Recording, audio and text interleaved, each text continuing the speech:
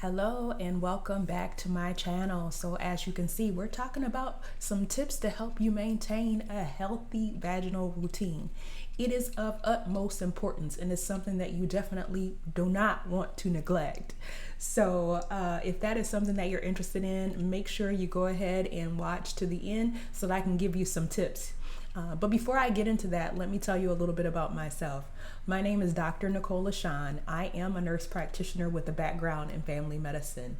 On this channel, I help Black women ages 40 and up to create a life that we want to live rather than one that has been assigned to us.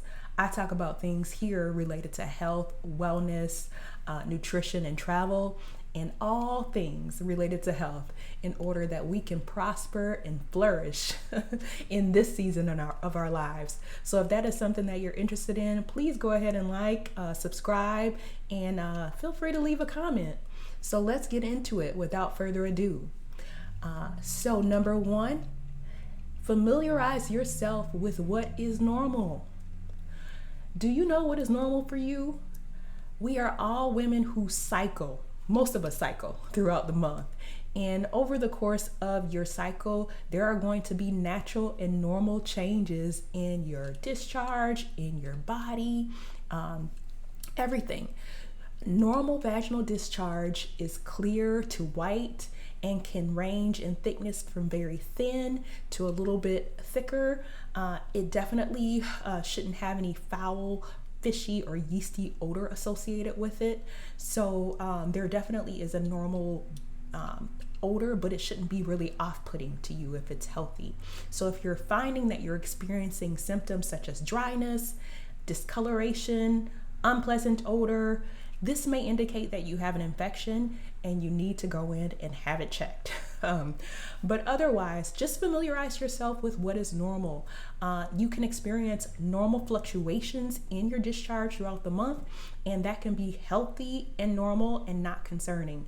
But if you don't know what is normal for you, then you won't necessarily know what to look for when things are off.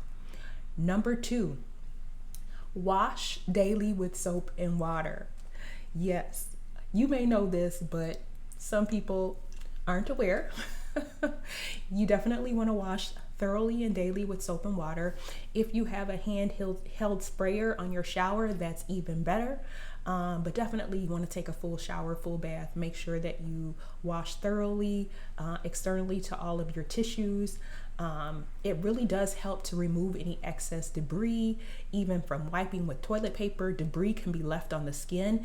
And as the body oils, sweat, toilet paper, those things being left on the skin is going to lead to odor. So you definitely want to ensure that you are making sure that you are taking a full shower or bath daily in order to remove all that debris from your skin to avoid any foul odors. Number three, avoid douching. So douching alters the balance of the pH that is required in order to maintain a healthy vaginal area. If you're douching, you're throwing things off, and it can cause overgrowth of yeast and or bacteria, causing further irritation, discharge, and other abnormalities. So definitely avoid that. It's the way that our bodies are set up, they have a natural desire to maintain a normal environment, and so you really shouldn't have to douche. But if you are douching, cut it out. Or if you're feeling like you need to douche in order to not have odor, then you probably want to go in and have that checked out. And in fact, douching can create the problem that you're trying to avoid. Yeah, definitely go in and have it checked out. Number four, avoid scented products such as scented soaps, lotions, perfumes, or even scented wipes. All of these things can really cause, again, the pH to become unbalanced, cause irritation, just cause things to not work in the ways that they should.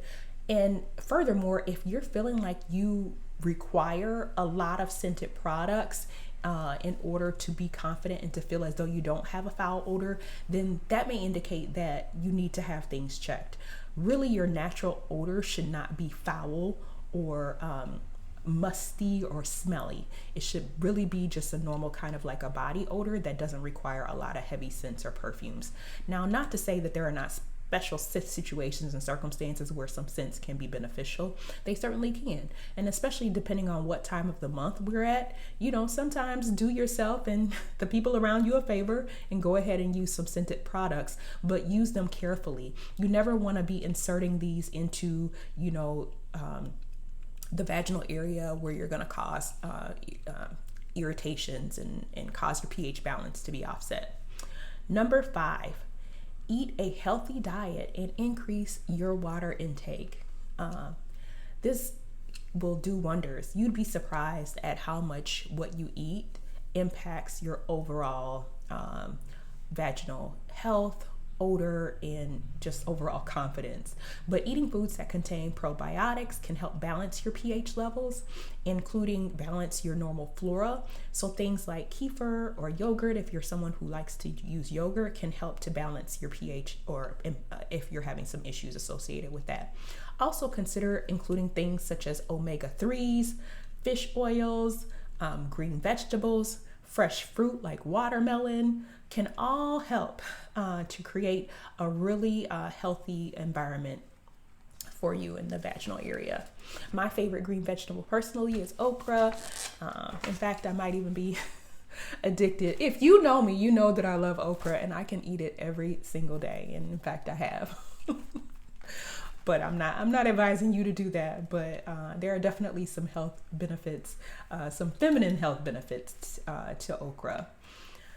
Number 6, avoid processed foods. As you know, processed foods generally have a lot of chemicals. Also, they tend to be very dry and drying. So it's just not to the best of your overall health, but also your feminine health to be consuming a lot of processed foods with all of those chemicals and things like that. Number 7, develop a menstrual routine of products that reduce odor and work for your lifestyle and routine. So whatever it is that you're doing, make sure that you have a routine that works well for you in your current lifestyle. What you used 5 years ago may be not what works best for you today. And the only way for you to figure that out is to maybe practice trying some different things. There are definitely so many new products on the market in the last 4 to 5 years that weren't available. So as women, especially if you're a woman over the age of 40, you might have to jump back in, get to the store and start really re-exploring what types of products are available. There is so much now more availability for things that are more like organic, that don't have chemicals in them, that are more natural. Of course, there's things like menstrual cups, menstrual discs, and one of the things that you'll probably notice is that if you're someone who's used pads or tampons in the past, it is actually the pad or the tampon that create odor. So if you're using them, not saying that you can't or shouldn't use them, just make sure that you're changing them regularly throughout the day. Make sure that you have enough on hand so that you can change them frequently. But if you're maybe finding that that's becoming more of a hassle or doesn't fit well with your lifestyle, or maybe you're someone who likes to travel and it's just not feasible for you to be able to change it that frequently, or carry that much in your luggage, then you may want to consider switching it up and trying something like a menstrual cup or menstrual disc. It just tends to have less waste, less hassle, less odor. Honestly, it might change your life. Number 8, wear loose fit clothing and change out of wet clothes immediately. This just keeps the environment down there happier and healthier so that you're not having overgrowth of yeast or other things like that. Number 9, be sure to bathe or wash after intimacy, or if you can't for some reason, using something like a peri bottle or like a bottle of warm water just to rinse the bacteria and debris off your skin can be very beneficial overall for your vaginal health. It reduces kind of irritation, odors, all those types of things. And number 10 that I have on my list is exercise. So things like yoga that helps with the pelvic floor muscles can be beneficial.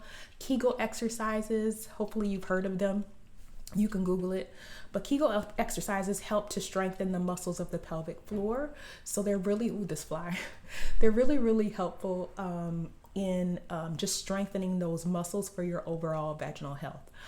Also, if you're kind of trying to figure out which muscles are used in order to do Kegel muscles, the way that you can kind of figure it out is by, when you're using the bathroom, when you're urinating, stopping your floor urine in the middle of urination. Those are the muscles that you want to practice when you're doing Kegels.